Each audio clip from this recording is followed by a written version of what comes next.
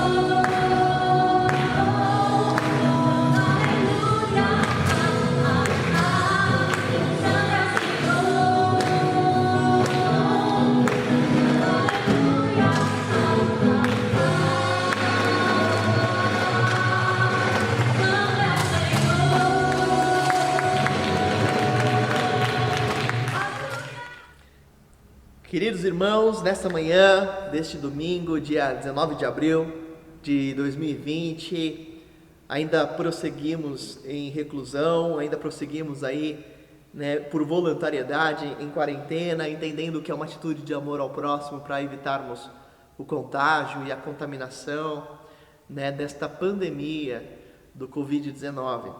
E eu estou feliz que você foi alcançado aí no seu YouTube, na sua rede social, e o tema desta mensagem é muito oportuno e eu quero refletir hoje com os irmãos sobre a pandemia e a soberania.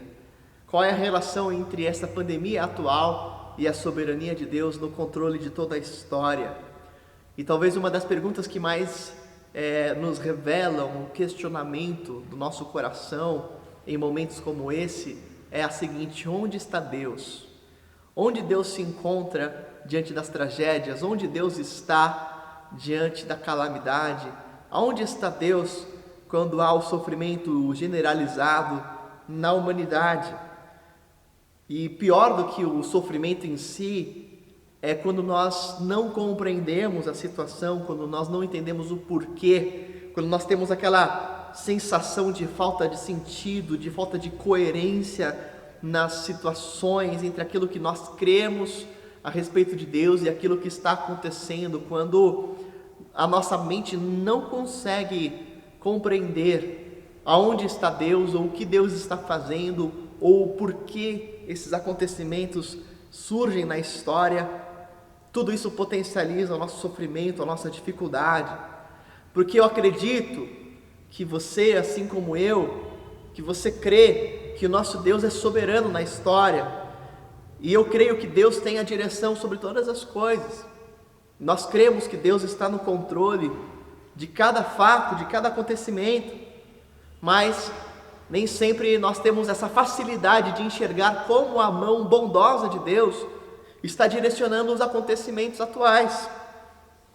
Como é que nós podemos enxergar sinais concretos do amor e da manifestação da presença de Deus em tempos como os nossos?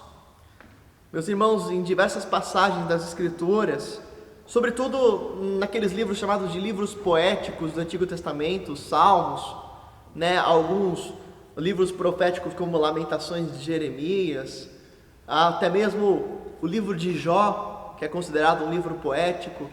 Nesses textos das Escrituras nós vemos que os autores bíblicos e os personagens registrados nesses livros, eles demonstram também uma certa inquietação e são sinceros ao demonstrar o seu questionamento perante Deus acerca de onde Deus está nessas horas. Talvez você tenha orado assim como o salmista orou no Salmo número 13: até quando ocultarás de mim o rosto?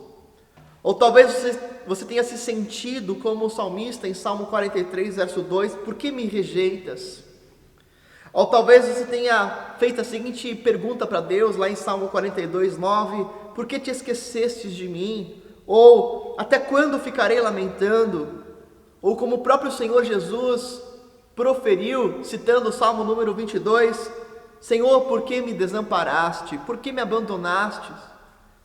Ou talvez você esteja se questionando nesses tempos, e você que está em algum tempo de dificuldade financeira, dificuldade emocional, você que está em alguma enfermidade, talvez você se pergunte: por que dormes, Senhor? Por que escondes o rosto e te esqueces da nossa tribulação e da nossa angústia, como está escrito no Salmo número 44, verso 23. Ao mesmo tempo em que as Escrituras demonstram esses questionamentos humanos para Deus, a tentativa de compreender onde está Deus e como a soberania de Deus interage com a tragédia e com as calamidades, as Escrituras também nos revelam um Deus que sempre continua reinando e soberano em toda circunstância. Eu gosto do texto de Jeremias, no capítulo 1, a partir do verso 4, quando nós vemos claramente que o Senhor chama ao profeta desde o ventre da sua mãe e designa aquele profeta, direciona, vocaciona, antes mesmo do profeta existir e nascer, ele chama aquele homem a ser um profeta para as nações.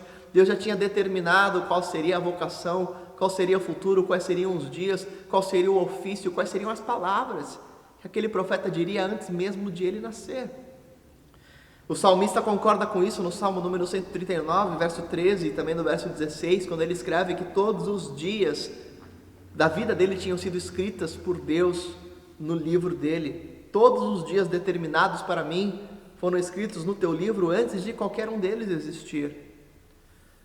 No Salmo número 115, verso 3, nós lemos assim: o nosso Deus está nos céus e Ele pode fazer tudo o que lhe agrada. Deus não está impedido de fazer nada, tudo o que Ele quer fazer, Ele faz. Nada impede a vontade de Deus, nada impede a vontade soberana de Deus. Provérbios número 19, verso 21, muitos são os planos do coração do homem, mas o que prevalece é o propósito do Senhor. Nós lemos também o desfecho de toda a história humana, registrada no último livro das Escrituras, o livro de Apocalipse, a revelação sobre a pessoa de Jesus. Lá no capítulo 4, por exemplo, nos versos 2 e 3, nós vemos que o apóstolo João, quando ele tem a visão de Deus, ele vê o Senhor sentado num trono. E ele estava sentado no trono, cheio de glória, cheio de poder, e diz que um arco-íris parecendo uma esmeralda circundava o trono, e também do trono saíam relâmpagos, vozes e trovões. E no capítulo seguinte, no capítulo 7, nós lemos que quando o apóstolo João se aproxima daquele que estava no trono, ele então vê o Cordeiro abrindo o livro, um livro que estava selado, e este livro era o livro da história da salvação e da história da humanidade. Cremos que Deus está no controle soberano da história, que Deus já determinou qual vai ser o fim da história, nos inspira para a certeza de que nada está por acaso. Deus não simplesmente criou o mundo e deixou o mundo abandonado às suas próprias leis e às suas próprias diretrizes ou à sua própria sorte. Pelo contrário, toda a história começa com Deus, está sob o controle de Deus e vai terminar segundo a vontade de Deus. Amém? Deus continua soberano, mas dentro da soberania de Deus, nós somos direcionados a sermos cooperadores com os seus planos na história. E aqui entra a nossa parte como responsabilidade humana. Quando nós nos perguntamos qual é a relação entre a pandemia e a soberania, estamos vendo aqui que biblicamente Deus continua no controle de todas as coisas, mas isso não nos impede de nos relacionarmos responsavelmente com a circunstância e com a situação, porque isso nos faria completamente omissos, negligentes, irresponsáveis e passíveis de juízo.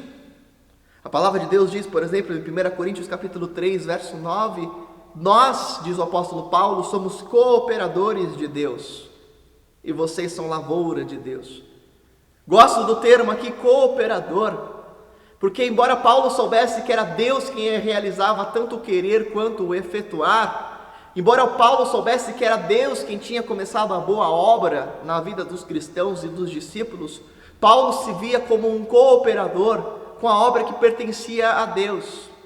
Ele sabia que era Deus quem realizava e que Deus quem estava no controle, mas ainda assim, ele não se via como isento da responsabilidade perante o Senhor.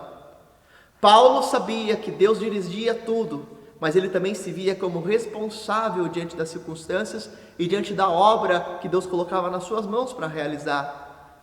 Nós lemos, por exemplo, em 2 Coríntios capítulo 6, ele escreve: como cooperadores de Deus, insistimos com vocês para não receberem em vão a graça de Deus. Sabe, meus irmãos, Deus, Ele é soberano em todas as circunstâncias, e compreendermos isso deve nos levar a sairmos de qualquer tipo de visão equivocada sobre a manifestação de Deus em tempos como os nossos. Nós temos pelo menos duas posições já conhecidas acerca da atuação de Deus na história humana. Temos o deísmo e o teísmo.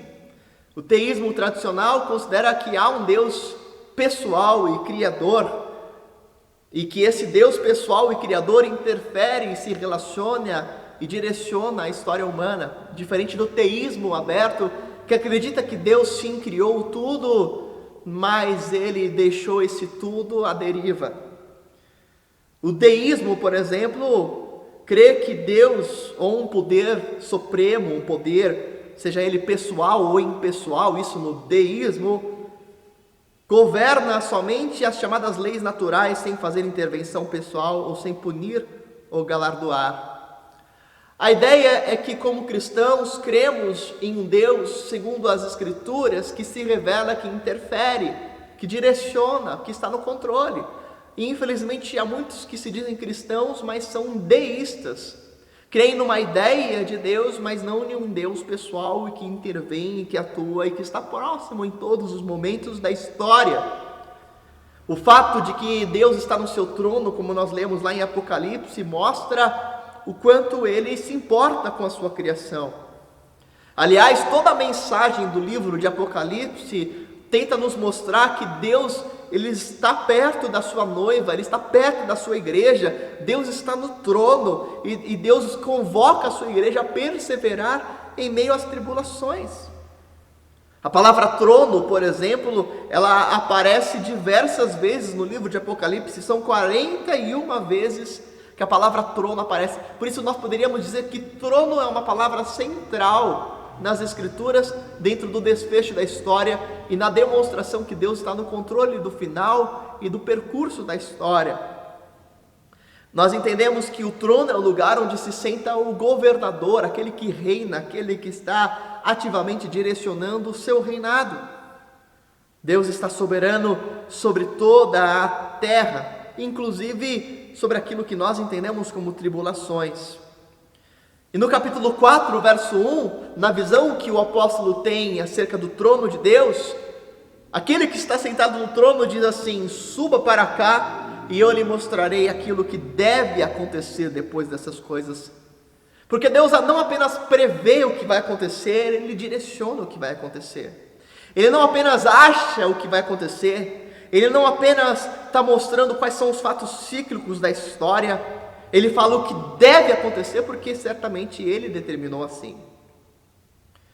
Nós vemos que esse cordeiro que está sentado no trono é aquele que abre o livro na sua mão direita, porque só Ele era digno de abrir esse livro, lá em Apocalipse capítulo 5, versos 7 e 9. Que livro é esse? Alguns teólogos concordam que esse livro, além de representar a escritura de Cristo para tudo que o Pai lhe prometeu, o livro também contém um registro antecipado da história, e o livro contém os decretos de Deus e o pleno relato do que Deus, em sua soberana vontade, determinou quanto ao destino do mundo. Citei aqui William Barclay e um teólogo chamado Frank Heinecker. Biblicamente, Deus, Ele é o Senhor soberano, e Ele está no controle e escreveu a história.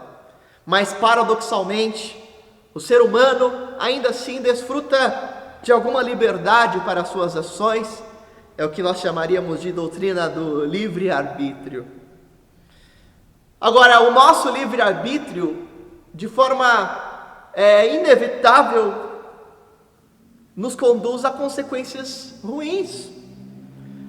O livre-arbítrio e a direção e a liberdade que Deus concede a nós, seres humanos, nos leva ao pecado. E ainda que Deus tenha nos dado certa liberdade para escolher, nós sofremos terrivelmente as consequências das nossas más escolhas. E mesmo que você escolha mal e você escolha pelo pecado, ainda assim Deus continua soberano e reinando, porque os seus pecados e os meus pecados não frustram os planos de Deus. Não é Deus quem te faz pecar, você peca por responsabilidade sua, mas mesmo quando eu e você pecamos, Deus continua na direção.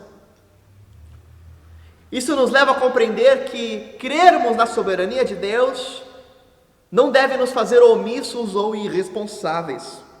Ou seja, o fato de que Deus é soberano não nos leva a uma passividade ou uma omissão, mas nos leva à cooperação com Deus, como diz o apóstolo Paulo. Um cristão equivocado pode interpretar o conceito da soberania de Deus, da previdência e da providência de Deus, enxergando que, já que Deus é soberano, já que Deus controla tudo, então eu não vou fazer nada, porque tudo que eu faço é Deus quem determina, então é Deus que vai controlar no final.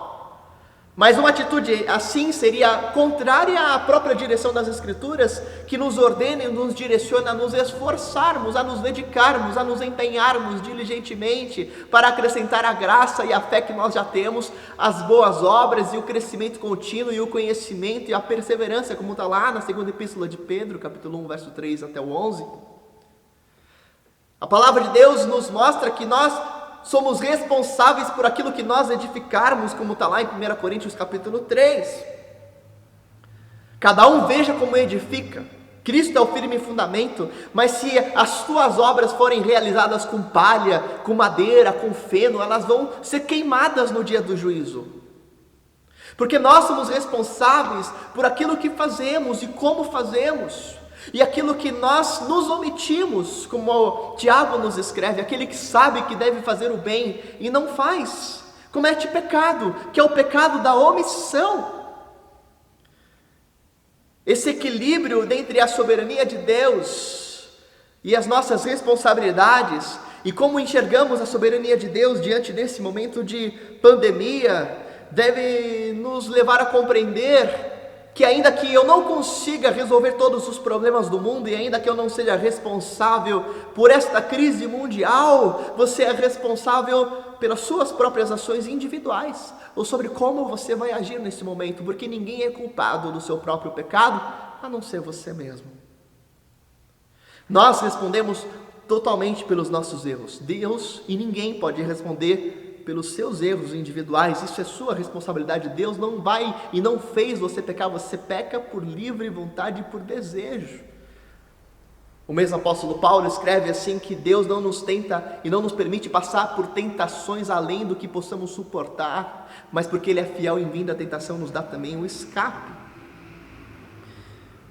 Sabe, meus irmãos, há muitas causas do mal e do sofrimento no mundo, e particularmente para esta pandemia específica, certamente há muitas causas, e nós já conversamos sobre isso nas mensagens anteriores. O mal está no mundo por várias razões: por Satanás, pelo pecado humano, pelo pecado de outros, pelo desequilíbrio da ordem natural que o pecado e a maldição do pecado trouxe sobre a terra, e por tantas outras circunstâncias.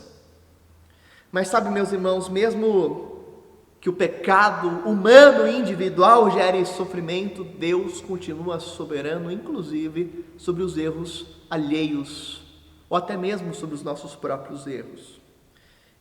Eu lembro os irmãos, e eu lembro a mim mesmo, do caso de José, que quando mais jovem, José, o filho de Jacó, quando mais jovem, José foi vendido pelos seus irmãos como escravo e foi tido como morto perante o seu pai, e tinha tudo para dar errado, e ele chega como escravo na casa de um homem chamado Potifar. Lá ele é acusado de assédio sexual de forma injusta, e ele é preso, e lá dentro da prisão Deus o honra, Deus estava com ele, e ele revela os sonhos de Faraó, e chega a ser o segundo homem mais importante do Egito.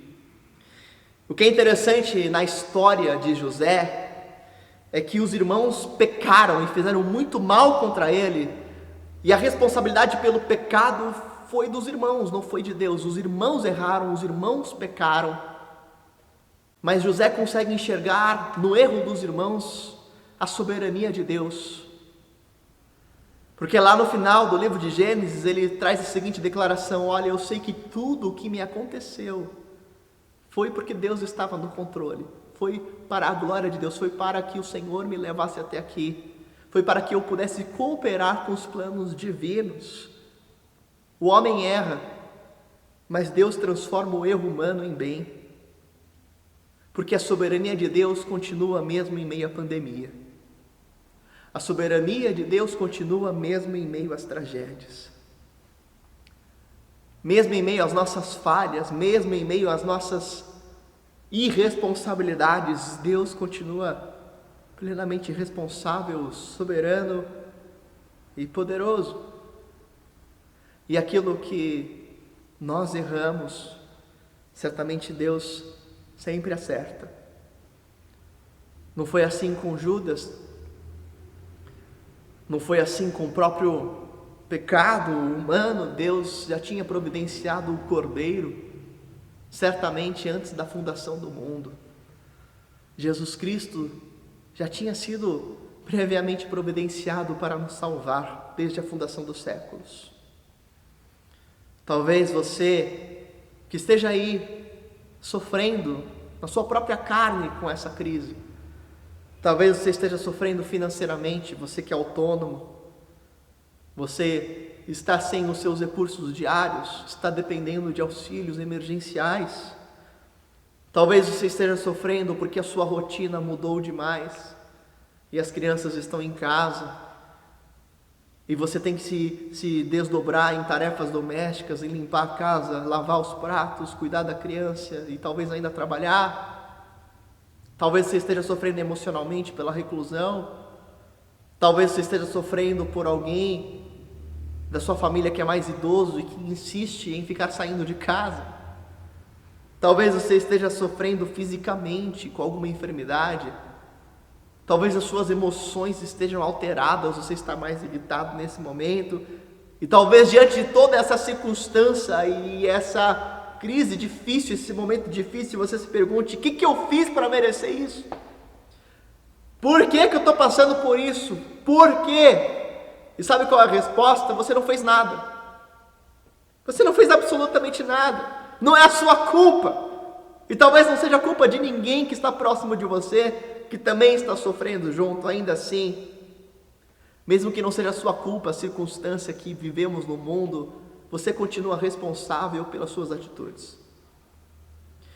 E você será culpado caso não reaja de uma forma que honre a Deus nesse momento. Você será culpado caso não compreenda a forma como você pode cooperar com os planos de Deus diante dos sofrimentos atuais do mundo ou diante de um mundo que pode se distanciar cada vez mais do Evangelho e da pessoa de Jesus. Você não tem o controle da história, Deus tem. E porque Ele tem o controle, Ele nos dá o privilégio de cooperarmos com aquilo que Ele está fazendo, de sermos cooperadores com a missão de Deus. Deus nos chama a não sermos negligentes nem omissos, mas como Ele nos conta lá na parábola dos talentos, em Mateus capítulo 25, Ele dá recursos, Ele concede disponibilidade e Ele concede um direcionamento para cada um de nós que somos a sua igreja. O que nós fazemos com nossos recursos, o que nós fazemos com a nossa disponibilidade, o que nós fazemos com o nosso tempo, o que nós fazemos com o nosso conhecimento é nossa responsabilidade e prestaremos contas a Deus. Um dia estaremos diante de Deus e assim como o Senhor julgou aos reis e ao rei específico durante a época do profeta Daniel, é possível que ele diga para nós: Deus contou os dias do teu reinado e determinou o seu fim, e foste pesado na balança e achado em falta. Sabe, meus irmãos, o que Deus soberano requer de nós em dias como esse? E eu pergunto a você e a vocês que me assistem, para que possamos orar juntos, como é que Deus nos chama para agir nesse momento? O que você pode fazer, como e para quem? Agora eu quero relembrar a você, meu amado irmão, minha amada irmã, que aquilo que Deus te chama a fazer não é diferente do que Ele sempre nos chamou a continuar fazendo. Ele quer que você mantenha as coisas mais importantes em primeiro lugar. E sabe o que é o primeiro lugar? O primeiro lugar na sua vida é aquilo que só você e mais ninguém pode fazer, aquilo que está nas suas mãos fazer. E isso se torna explícito pelo nosso papel dentro do nosso núcleo familiar. O primeiro lugar na sua vida, para você que é casado, é ser o cônjuge do seu marido ou da sua esposa, porque ninguém pode ser isso no seu lugar. O primeiro lugar para você que é pai, é ser o pai dos seus filhos, porque ninguém pode ocupar o lugar de pai no seu lugar. O primeiro lugar para você que é mãe é ser a mãe. O primeiro lugar para você que é esposa ou marido é ser este cônjuge. O primeiro lugar para você que discipula alguém é ser o discipulador desta pessoa, porque ninguém pode ocupar este papel em seu lugar, e esta é a responsabilidade primária que Deus te deu. Às vezes nós queremos salvar o mundo e perdemos o mais importante. Às vezes a pessoa quer transformar todas as mazelas sociais ao nosso redor e se esquece que ela precisa cuidar do seu casamento, dos seus filhos, das pessoas que estão próximas. Como estão as pessoas que Deus colocou sobre as suas mãos? Como eles estão espiritualmente? Como eles estão emocionalmente? Como eles estão fisicamente? Eu me lembro que Jesus disse para Judas, lá em João capítulo 12, os pobres vocês sempre terão com vocês, mas a mim vocês nem sempre terão. Judas tinha tantos pecados de corrupções internas que queria legitimar as suas faltas, querendo ajudar os pobres. Mas a gente sabe que Judas pegava o dinheiro para si. Às vezes a gente tem pendências para resolver dentro de casa, e a quarentena está nos ajudando a resolver essas pendências, mas porque a gente não consegue resolvê-las, a gente quer salvar o mundo. Como você vai cooperar com os planos de Deus? Como você se entende responsável perante as disponibilidades e capacidades atuais dentro da história da revelação de Deus na humanidade? Sabe, meus irmãos, talvez você esteja buscando uma oportunidade de servir. E eu louvo a Deus porque nessa semana alguns irmãos da nossa igreja iniciaram um projeto de socorro emergencial para o programa Viver da Junta de Missões Nacionais. O programa Viver é um programa de prevenção ao uso de drogas no centro da cidade. E ele tenta agir no combate para que as pessoas, os jovens, as crianças não sejam inseridos na dependência química. Então eles desenvolvem diversos programas sociais de lazer, de cultura, de esportes, de atividades para evitar com que essas pessoas vulneráveis venham para o caminho das drogas. E nesse momento de quarentena, muitas pessoas em situação de rua, de vulnerabilidade, que estão à beira do colapso pessoal, elas estão sendo servidas com alimentação por esse programa. Talvez você possa cooperar junto com uma igreja Batista Paulistana, para servirmos emergencialmente neste programa. Nós iniciamos uma arrecadação de alimentos, cestas básicas, marmitas para serem entregues. Talvez essa é uma das formas de você servir e cooperar com a missão de Deus nesse momento. Talvez você pode continuar mantendo as suas ofertas para missões, porque toda oferta para missões aqui na nossa igreja, toda transferência bancária, ela é usada para o propósito soberano de Deus, ela é usada para que o Senhor seja glorificado, para que vidas sejam alcançadas, para que instituições sérias sejam mantidas, como o Lar Batista de Crianças, como a Casa AEAS, como projetos missionários entre indígenas, como o sustento dos nossos missionários que atuam no hospital. Talvez você possa continuar ligando, cuidando, desenvolvendo relacionamentos discipuladores com as pessoas que Deus colocou sobre os seus cuidados para amar e para fortalecer espiritualmente. Continue nessa semana a ligar, a orar, a cuidar, a amar, a se encontrar virtualmente com estas vidas. Meus irmãos, vamos orar. Pai, obrigado pela Tua palavra. Ajuda-nos e nos mostre as formas que o Senhor tem levantado o Seu povo a participar com a Tua missão. Ajuda-nos a entendermos, ó Pai, como o Senhor continua soberano nessas circunstâncias. E como Deus, nós podemos ser cooperadores com os Teus planos, diante da certeza de que o Senhor está no controle da história. Leva-nos para mais perto de Ti, cumpre os Teus propósitos em nós e através de nós. Em nome de Jesus e para a Tua glória. Amém. Deus abençoe sua vida. Que bom que você nos assistiu até aqui. Que bom que você está conosco, que bom que você pôde ouvir esta palavra, orar junto comigo e meditarmos juntos. Que alegria! Talvez você esteja nos assistindo pela primeira vez, ou talvez você seja novo por aqui, junto com a nossa comunidade, com as nossas mensagens. Eu quero dizer as boas-vindas para você que foi alcançado pelo YouTube, foi alcançado pelo Facebook, e eu gostaria que você entrasse em contato conosco, porque nós queremos te incluir na nossa comunidade de fé e gostaríamos de te conhecer melhor. Durante as semanas nós fazemos reuniões online de pequenos grupos, onde nós nos conhecemos mais, oramos e conversamos. E se você tem esta sede de um contato relacional, pessoal com alguém que ama Jesus, eu te convido a conversar com a gente e participar de um dos nossos PGMs. Entre em contato com a gente, aí na sua tela está aparecendo o QR Code. É só você apontar o seu celular com a câmera para ele e vai aparecer o nosso site. E você coloca os seus dados, nós vamos entrar em contato com você, vai ser uma grande alegria. Eu quero agradecer também a todos os irmãos que têm cooperado com fidelidade com seus dízimos e ofertas. Louvado seja o nome do Senhor pela sua instrumentalidade. Eu estou muito feliz porque a nossa igreja, ela superou o nosso alvo de missões, do nosso último plano anual de missões, nós superamos em mais de 12%. Diga glória a Deus, o Senhor tem sido fiel. E esses recursos vão ser muito úteis, porque nesses tempos agora continuaremos a investir no sustento de missionários, de obras assistenciais, de projetos de recuperação, de dependentes químicos, projetos de cuidado de crianças, casa de abrigo de pacientes em trânsito. Então você é nosso convidado a continuar ofertando, e se você puder, faça uma oferta.